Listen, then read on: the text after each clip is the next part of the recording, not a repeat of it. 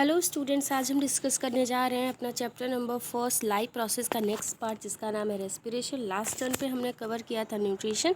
आज हम कवर करेंगे रेस्पिरेशन। सो रेस्पिरेशन क्या होता है? ज़्यादातर लोग रेस्पिरेशन का मतलब ये जानते हैं, सांस लेना जो होता है वो क्या कहलाता है? रेस्पिरेशन। चलिए डिटेल में देखते हैं।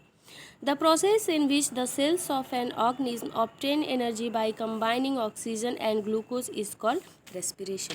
यानी रेस्पिरेशन ऐसा प्रोसेस है जिसमें ऑक्सीजन एंड ग्लूकोज यानी कि फूड ऑर्गेनिज्म के सेल के लिए एनर्जी बनाते हैं। ठीक है, एनर्जी का प्रोडक्शन होता है इन दोनों के एडिशन से। किसके? ऑक्सीजन एंड ग्लूकोज के एडिशन से एनर्जी का प्रोडक्शन होता है। और इसमें ब्रीथिंग यानी कि सांस लेना भी शामिल होता है, क्योंकि ब्रीथिंग के थ्रू ऑक्सीजन हमारे बॉडी में पहुंच पाएगी। ठीक है, तो इसमें ब्रीथिंग बहुत इंपॉर्टेंट रोल प्ले करती है। इट इन्वॉल्व्स ब्रीथिंग, और इसमें सांस लेना भी इन्वॉल्व होता है। There are 2 types of respiration. 2 प्रकार के रेस्पिरेशन होते हैं। कौन कौन से? Aerobic respiration and anaerobic respiration. अब एरोबिक रेस्पिरेशन क्या होता है? It is the process of producing energy in the presence of oxygen. यानी वो प्रोसेस जिसमें ऑक्सीजन के प्रेजेंस में एनर्जी को प्रोड्यूस किया जाता है। ठीक है, ऑक्सीजन के प्रेजेंस में एनर्जी प्रोड्यूस किया जाता है, वो प्रोसेस क्या कहलाती है? आपकी एरोबिक रेस्पिरेशन कहलाती है। एंड एनएरोबिक रेस्पिरेशन क्या कहलाती है? It is the process of producing energy in the absence और लैक ऑफ ऑक्सीजन। यानी कि ऑक्सीजन की कमी या फिर ऑक्सीजन की अनुपस्थिति के वजह से जो एनर्जी प्रोड्यूस होती है वो एनएरोबिक रेस्पिरेशन कहलाती है। वो प्रोसेस क्या कहलाती है? Anaerobic respiration. चलिए एग्जांपल के थ्रू समझते हैं क्या होते हैं aerobic respiration and anaerobic respiration.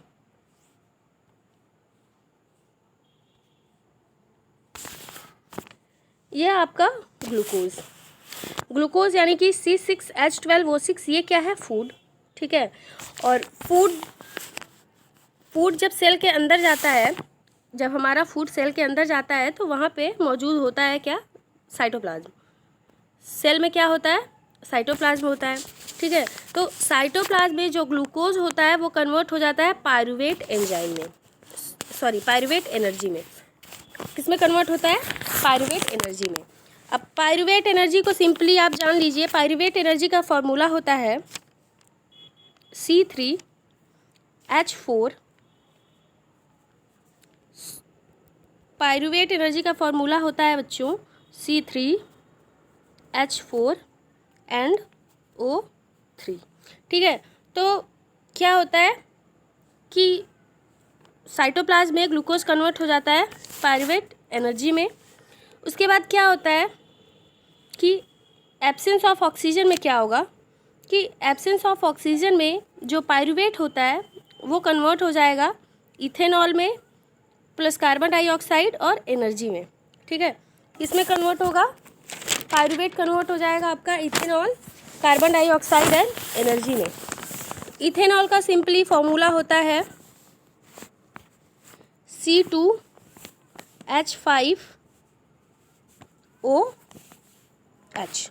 ठीक है, ये होता है आपका इथेनॉल का फॉर्मूला। तो एब्सेंस ऑफ ऑक्सीजन में, ऑक्सीजन की अनुपस्थिति में जो पायरूवेट होता है वो किस में कन्वर्ट होगा? इथेनॉल में, कार्बन डाइऑक्साइड एंड एनर्जी में। इसका एग्जाम्पल है ईस्ट। ईस्ट यानी खमीर होता है। ईस्ट क्या होता है? ईस्ट एक फंगस फैमिली का है, एक ऑर्गेनिज्म है जिसका यूज ब्रेड एंड केक बनाने के लिए किया जाता है। ठीक है, केक इतना फ्लफी ईस्ट की वजह से होता है। जब ईस्ट का फर्मेंटेशन किया जाता है, जब ईस्ट को बनाया जाता है तो उसमें से CO2 निकलती है, और जब CO2 निकलती है तो उससे जो एयर निकलती है, CO2 एयर जब निकलती है तो उसके एयर बबल की वजह से केक जो होता है इतना फ्लफी होता है। ठीक है, नेक्स्ट हम देखते हैं आपका लैक ऑफ ऑक्सीजन में क्या होगा। यानी ऑक्सीजन की कमी में पायरूवेट जो होता है वो कन्वर्ट हो जाएगा लैक्टिक एसिड प्लस एनर्जी में। ठीक है, यानी कि ऑक्सीजन अगर कम है तो pyruvate lactic acid and energy में कन्वर्ट हो जाएगा। और इसका एग्जाम्पल है मसल सेल्स। यानी कि मसल सेल्स में जब ऑक्सीजन की कमी हो जाती है तो ये प्रोसेस होती है और इसी वजह से हमारे मसल्स में क्रैम्प्स वगैरह भी आ जाते हैं। ठीक है, आप लोग देखे होंगे, आप लोग जब ज़्यादा काम करते हैं या फिर मसल्स का ज़्यादा यूज़ जब होता है तो क्या होता है कि हम जल्दी जल्दी सांस को इनहेल करने लगते हैं और एक्सहेल करने लगते हैं। तो उससे क्या होता है, हमारी मसल्स में ऑक्सीजन जितनी रिक्वायर अमाउंट में होनी चाहिए उतनी रिक्वायर अमाउंट में नहीं पहुंच पाती है। तो इस कंडीशन में जो पायरुवेट होती है वो लैक्टिक एसिड में कन्वर्ट हो जाती है और इसी वजह से हमारी मसल्स में पेन होने लगते हैं एंड क्रैम्प्स वगैरह आ जाते हैं हमारी मसल्स में। थर्ड हम डिस्कस करेंगे प्रेजेंस ऑफ ऑक्सीजन, यानी कि अगर ऑक्सीजन प्रेजेंस है तो क्या होगा। ऑक्सीजन की प्रेजेंस में जो पायरुवेट एनर्जी होती है वो water, carbon dioxide and energy में कन्वर्ट होती है। ठीक है, अगर ऑक्सीजन प्रेजेंट है तो pyruvate energy water, carbon dioxide and energy में कन्वर्ट हो जाएगी। इसका बेस्ट एग्जांपल है सेल में माइटोकॉन्ड्रिया। माइटोकॉन्ड्रिया में सेल में जो माइटोकॉन्ड्रिया होता है ये इसका बेस्ट एग्जांपल है। वहाँ पे प्रेजेंस ऑफ ऑक्सीजन में water, carbon dioxide and energy produce होता है।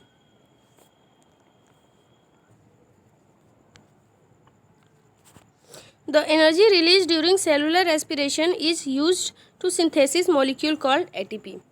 यानी कि माइटोकॉन्ड्रिया में या फिर सेल के किसी भी पार्ट में जो रेस्पिरेशन के थ्रू एनर्जी सिंथेसिस होती है वो ATP मॉलिक्यूल के फॉर्म में बनती है।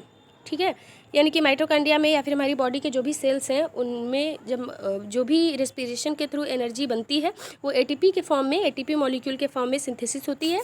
ATP का मतलब होता है एडिनोसिन ट्राईफॉस्फेट। ये एनर्जी करेंसी ऑफ लाइफ होता है एंड इसका फॉर्मूला होता है C10H16O5O13 एंड P3, यानी फास्फोरस के 3 मॉलिक्यूल होते हैं। ये आपके एग्जाम में नहीं आया है बट हमने आपको बता दिया है। आगे हम डिस्कस करेंगे human respiratory system. Human respiratory system क्या होता है, चलिए देखते हैं।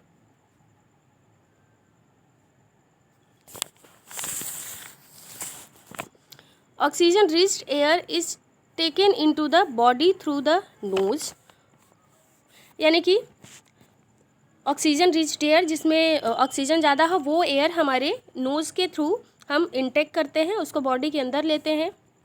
उसके बाद the air is filtered by fine hairs present in nose, और हमारी नोज़ में, हमारी नाक में फाइन हेयर्स होते हैं जिसके थ्रू जो एयर होता है उसको फिल्टर कर दिया जाता है, यानी कि जो भी डस्ट वगैरह होते हैं वो उस हेयर्स में रुक जाते हैं, बाकी फ्रेश एयर जो होती है वो अंदर जाती है। From nose the air passes through the throat to lungs, और उसके बाद क्या होता है, नोज से एयर थ्रोट से होते हुए लंग्स में एंट्री करती है। डायग्राम के थ्रू हम इसको समझेंगे, पहले हम इसका थ्योरेटिकल समझ लेते हैं, फिर हम आपको डायग्रामेटिकली भी समझाएंगे। इन लंग्स में क्या होता है, the air passes divide into smaller and smaller tube and finally reaches alveoli, यानी कि ट्रैकिया से एयर पास होते हैं, 2 ब्रोंकीज में डिवाइड हो जाते हैं। हम अभी आपको स्ट्रक्चर दिखाएंगे अपने रेस्पिरेटरी सिस्टम का, तो उसमें ब्रोंकीज होते हैं। तो क्या होता है कि जो एयर होते हैं वो 2 ब्रोंकीज में डिवाइड हो जाते हैं। ब्रोंकीज के बाद ब्रोंक्यूल्स में डिवाइड होते हैं और उसके बाद ब्रोंक्यूल से एल्वियोली में पहुंच जाते हैं। ठीक है, ब्रोंक्यूल से कहाँ पहुंचते हैं, एल्वियोली में। पहले हम आपको डायग्राम समझा देते हैं।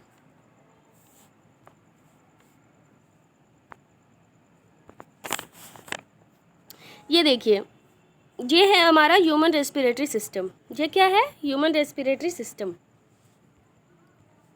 इसमें क्या होता है कि ये नसल पैसेज है, ये माउथ कैविटी है, फेरिंग्स है, लेरिंग्स है, ट्रैकिया है। तो एयर जो होती है वो हमारे नोज़ के थ्रू अंदर जाती है एंड फेरिंग्स, लेरिंग्स से होते हुए ट्रैकिया से होते हुए कहाँ आती है, हमारे लंग्स में आती है।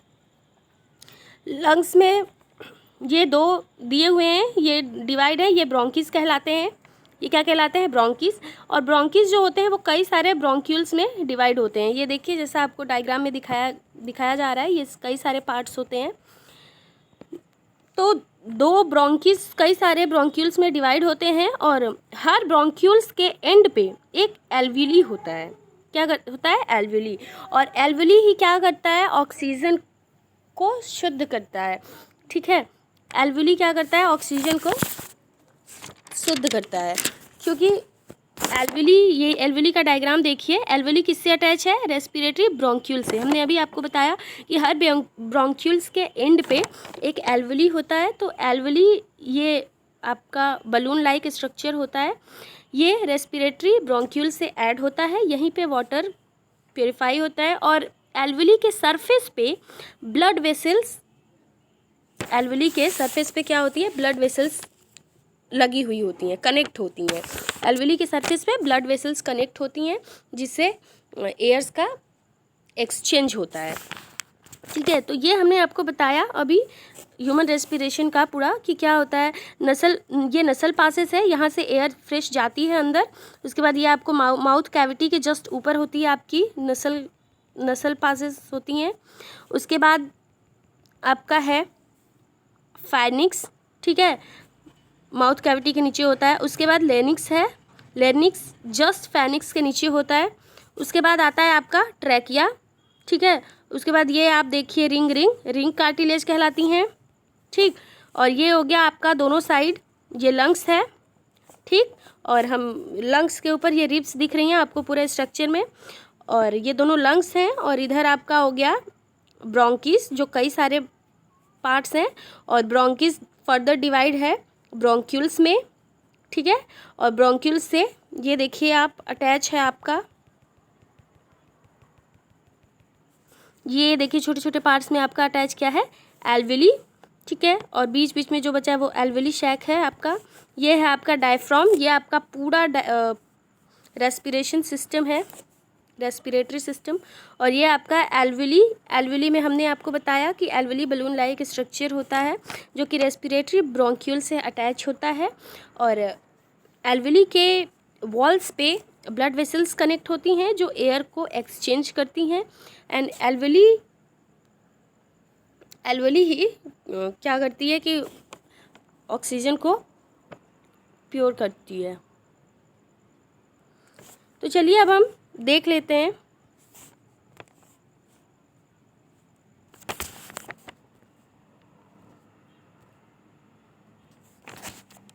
in lungs the air passes divide into smaller and smaller tubes and finally reach alveoli। यानी कि ट्रैकिया से एयर पैसेज दो ब्रोंकीज में डिवाइड हो जाते हैं, जो अभी हमने आपको बताया कि, और उसके बाद ब्रोंकीज से ब्रोंक्यूल में पहुंच जाते हैं और ब्रोंक्यूल से एल्वेली में पहुंच जाते हैं। उसके बाद एल्वेली में पहुंचने के बाद क्या होता है, चलिए हम आपको बताते हैं।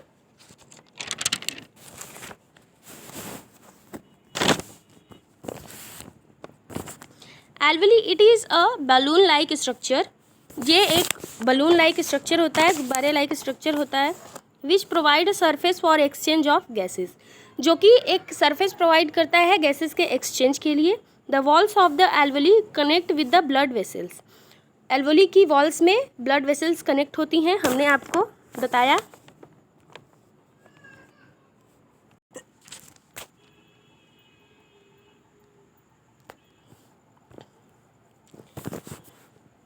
Then oxygen dissolves in hemoglobin from the alveoli and carried from lungs to cells in all body parts। It means कि ब्रोंक्यूल से ऑक्सीजन इसमें आता है और ये कनेक्ट होती हैं किससे? ब्लड वेसल्स से, जो कि ऑक्सीजन को एब्जॉर्ब करता है और एब्जॉर्ब करने के बाद वो सभी बॉडी सेल्स के सभी बॉडी पार्ट्स तक पहुंचा देती है। और जो इसका एक जो ब्लड वेसल्स एल्वेली पे लगी हुई होती हैं उसके सरफेस पे, वो क्या करती हैं कि वो यहाँ पे CO2 एयर, कार्बन डाइऑक्साइड को लेकर आती हैं।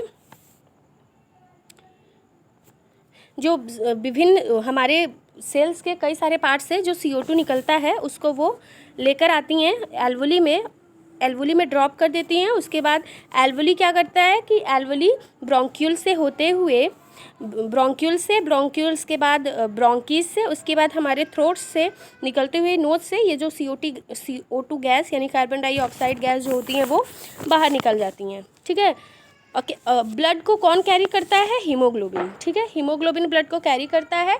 और एल्वली में ब्लड वेसल्स जो अटैच होती हैं एल्वली के ऐसे सरफेस पे, आपने अभी देखा एल्वली बलून लाइक स्ट्रक्चर होता है, उसके सरफेस से जो ब्लड वेसल्स होती हैं वो ऑक्सीजन को एब्जॉर्ब कर लेती हैं, उसके बाद वहाँ से सभी सेल्स के सभी बॉडी पार्ट्स तक पहुँचा देती हैं, ठीक। और क्या करती हैं कि सेल से जो भी CO2 निकलती है उसको वो एल्वली तक ड्रॉप कर देती हैं, फिर एल्वली से ब्रोंक्यूल्स, ब्रोंक्यूल से ब्रोंकिस, ब्रोंकिस से थ्रोट से होते हुए CO2 को हम एक्सहेल कर देते हैं। आगे हम देखते हैं रेस्पिरेशन इन प्लांट्स। प्लांट्स में रेस्पिरेशन कैसे होता है? Gaseous exchange occur in plants through, यानी कि प्लांट्स में gaseous exchange stomata in leaves के थ्रू होता है, lenticels in stem and surface of roots के थ्रू होता है। स्टोमेटा ऑफ लीव्स क्या होती हैं कि लीव के ऊपर वाली परत पे, ऊपर वाली सरफेस पे, आपके बुक में स्टोमेटा का डायग्राम दिया हुआ है, आप देख लीजिए। स्टोमेटा में स्मॉल स्मॉल पोर्स होते हैं और उन स्मॉल पोर्स से ये क्या करती हैं कि कार्बन डाइऑक्साइड इनहेल करके अपना भोजन बनाती हैं और उसके बाद क्या करती हैं, रेस्पिरेशन, ऑक्सीजन जो बच जाता है उसको वो एक्सहेल कर देती हैं, ठीक। ये किस लीव्स में स्टोमेटा के थ्रू होता है। उसके बाद लेंटिकल्स इन स्टेम, यानी कि स्टेम के थ्रू भी रेस्पिरेशन करते हैं plants.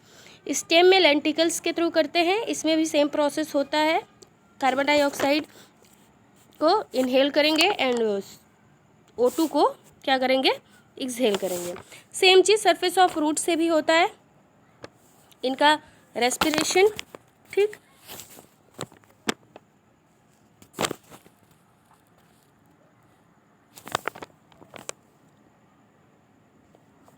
During respiration, plants absorb oxygen and use them with glucose to create carbon dioxide, water and energy.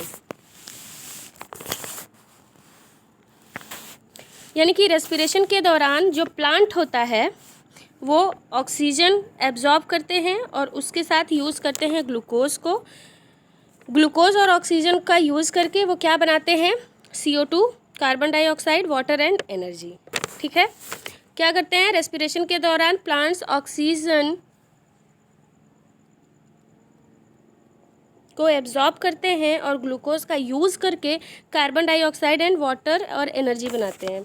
चलिए इसको हम एक रिएक्शन के थ्रू समझते हैं। ये देखिए ग्लूकोज है, ठीक, जो फोटोसिंथेसिस के थ्रू बनता है और ये ऑक्सीजन वो एब्जॉर्ब कर लिए। इसके बाद क्या बनाते हैं वो CO2 बनाते हैं, carbon dioxide, H2O and energy बनाते हैं, ठीक। फोटोसिंथेसिस में ठीक इसका रिवर्स होता है। फोटोसिंथेसिस में क्या होता है, ठीक इसका रिवर्स होता है। फोटोसिंथेसिस में हमने आपको बताया होगा उसमें क्या बनता है, CO2 प्लस H2O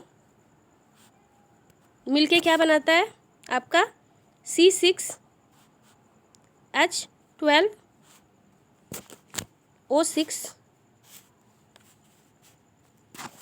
प्लस क्या बनाता है, ऑक्सीजन।